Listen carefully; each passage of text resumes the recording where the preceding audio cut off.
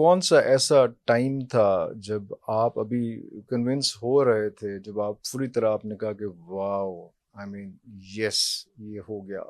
क्योंकि मैंने आपके जो लेक्चर सुने उसमें ये भी था कि आप करना शुरू कर दिया हुआ था, लेकिन आप थोड़े से मैं एज ए डॉक्टर, हाँ, एज ए डॉक्टर, साइंटिस्ट, हाँ, वो या एक जिस आप तरह की एक मैं जंग चल रही मेडिसिन, थी अंदर की कि देखिए यार मैं इंटेंसिव केयर या आईसीयू बी और नॉट स्पेशलिस्ट टू था। बी की जंग जो है वो और आईसीयू स्पेशलिस्ट, मेडिसिन का आईसीयू स्पेशलिस्ट होते या हुए, पोस्ट ग्रेड करते हुए, साथ में कार्डिक सर्जरी आईसीयू कर रहा था। ओ गॉड, और मेरे सीनियर्स मुझे बड़ा ट्रस्टेबल डॉक्टर समझते थे, या हैं समझते आज भी। और अल्हम्दुलिल्लाह, मैं बड़ा कीन था अपने पेशेंट्स के लिए।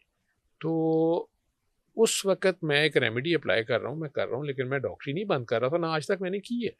मैं आईसीयू में भी इसको, या वार्ड में भी अपने बता देता हूँ, अगर करना चाहता है कर ले, नहीं तो कोई फोर्स नहीं, ज़बरदस्ती नहीं है। लेकिन रिजल्ट्स मेरे सामने आ रहे थे, लेकिन मेरे सामने साइंस के ही सवाल थे। मेरे कोलीग्स मेरे से पूछते थे कैसे, हाउ, कैसे, हाँ, ये सवाल मेरे भी थे, हम्म, ठीक है ना। और उसमें सस्पिशन भी थी कि इसके पीछे क्या है, ये सिर्फ फेथ हीलिंग है। अच्छा, व्हाट अबाउट नॉन बिलीवर्स, ठीक है।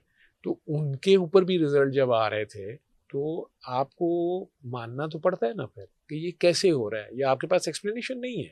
जैसे गंदम की गोली जिसे हम बोलते हैं एल्यूमिनियम फास्फाइड पॉइजनिंग जो या है, उसका जहर का जिसने खा ली वो बचता नहीं है। हमारी मेडिकल साइंस कहती है 100% मोर्टेलिटी है। अब वो मरीज अगर बच रहा है तो मुझे सोचना तो पड़ेगा हाउ कम।